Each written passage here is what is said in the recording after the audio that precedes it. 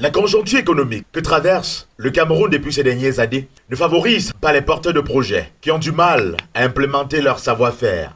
Il est vrai que malgré ce contexte, les plus futés réussissent à tirer leur épingle du jeu. Mais leur effectif est insignifiant au regard du découragement qui s'empare de nombreux Camerounais exaspérés par le système gouvernant en place. Mais c'est une question qui me ronge le cœur. Et franchement, je me demande où est parti l'argent dans ce pays parce que je suis sauveteur. Je n'arrive pas à joindre les deux bouts.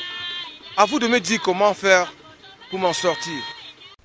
L'époque où les jeunes nourrissaient des rêves démesurés est dépassée. On se contente aujourd'hui du strict minimum.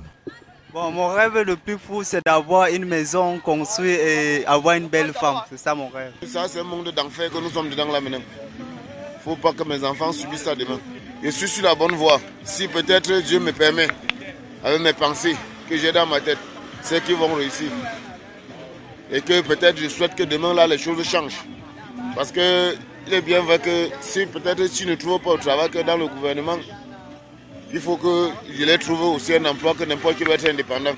Certains perçoivent la richesse financière comme étant l'affaire des autres et se contentent dans la posture de simples employés dont la suivi dépend de leur maigre salaire.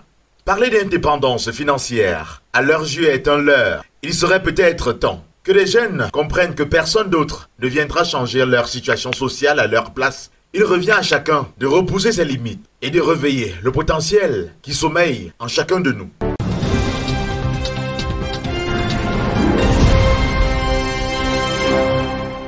Les attroupements, à l'instar de celui-ci, sont récurrents au marché Mokolo. Ces images, prises à bonne distance, laissent apercevoir des hommes en tenue au milieu d'une foule humaine.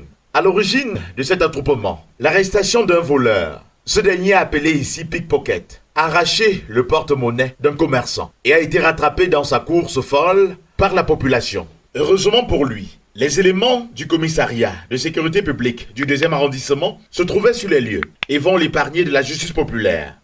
Face à une telle insécurité, les commerçants du marché Mokolo ne savent plus où mettre la tête. En soirée, il y a les bandits qui nous agressent seulement. Et que font les forces de maintien de l'ordre? Ah, ils sont aussi là comme ça. Je vais dire quoi? Ils sont aussi là comme ça. Les délinquants de Argo, là, les gens qui sortent dans les quartiers, là. C'est vraiment ça. Non, on ne se plaint pas à la police. Pourquoi? Pour rien.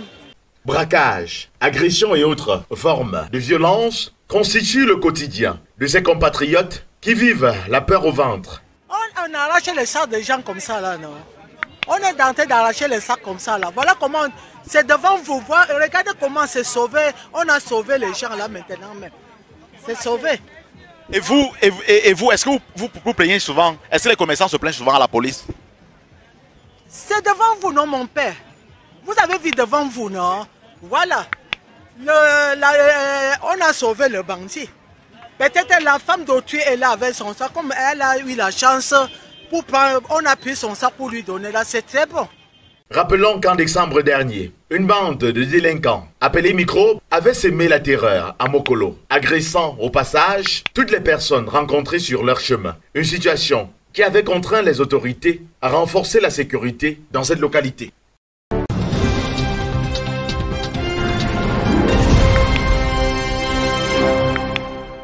Après son arrestation, le 26 octobre dernier à Douala, l'artiste Shine a été placé sous mandat de dépôt à la prison centrale de New Bell. Il est reproché au chanteur d'être impliqué dans le trafic de voitures et d'armes.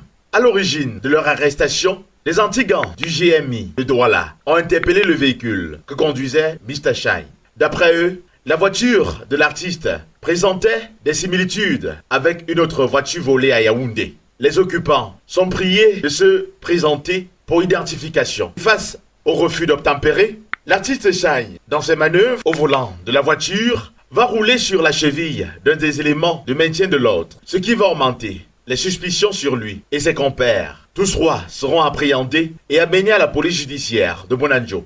La police aurait trouvé, pendant la fouille des téléphones des deux autres occupants du véhicule, des éléments qu'ils auraient essayé d'effacer avant leur interpellation, des photos d'armes et de munitions, ainsi que des échanges avec de potentiels clients. Pour les proches de l'artiste, tous ces chefs d'accusation sont infondés. C'est une injustice, hein. C'est juste une injustice parce que il est innocent, il a été prouvé que toutes les choses d'accusation qui ont été contre lui étaient fausses. Et voilà, nous n'avons pas compris hier à la dernière minute quand ils ont signé un mandat de dépôt à la prison centrale de Nubel. Nous n'avons rien compris. Parce que jusqu'à 19h hier, on était sûr qu'on allait le libérer puisqu'il était innocent. On n'a rien compris. On le met en prison pour rébellion. C'est la dernière version qu'ils nous ont donnée. En attendant que la justice établisse les responsabilités dans cette affaire, Mr. Shine croupit dans les cellules de la prison centrale de New Bell.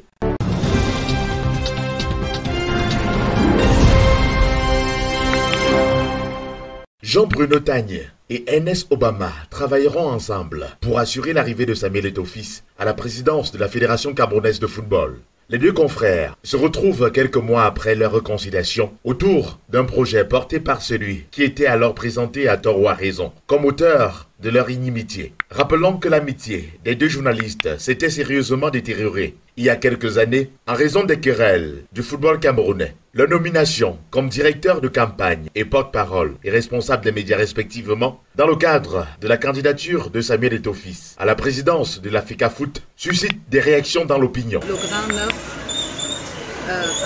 c'est vraiment ce qu'il fait parce qu'il a autour de lui ces deux-là, c'est des têtes couronnées aujourd'hui dans, on va dire, la communication.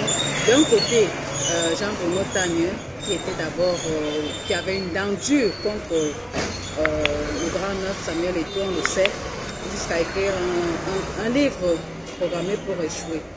Et de l'autre côté, on a Ernest Obama, un ami de longue date de Samuel Eto'o-Fils.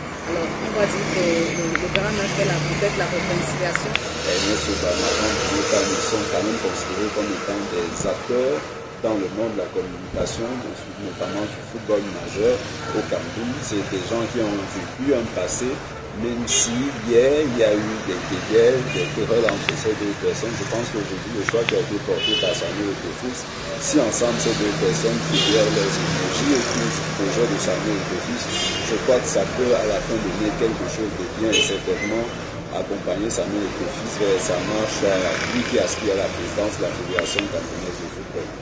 Peu importe l'idée que l'opinion peut se faire de ces deux, le directeur adjoint de Nadia TV et le directeur de BNews One sont sollicités pour leurs prestations et en ce sens, peu importe le bord politique auquel ils pourraient appartenir, le plus important est de faire le travail pour lequel ils ont été choisis et d'en tirer les retombées. N'est-ce pas l'un des principes du capitalisme qui gouverne le monde? Au-delà de l'objectif visé, l'idée de rapprocher les deux qui se regardaient en chien de faïence est déjà une victoire, en espérant qu'elle serve d'exemple.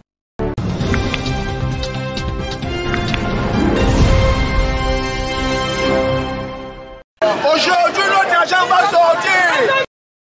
Le comité local d'organisation de la CAN a-t-il suffisamment appris de ses manquements, allusion faite au recrutement des volontaires effectué lors du dernier championnat d'Afrique des Nations disputé en 2020 au Cameroun?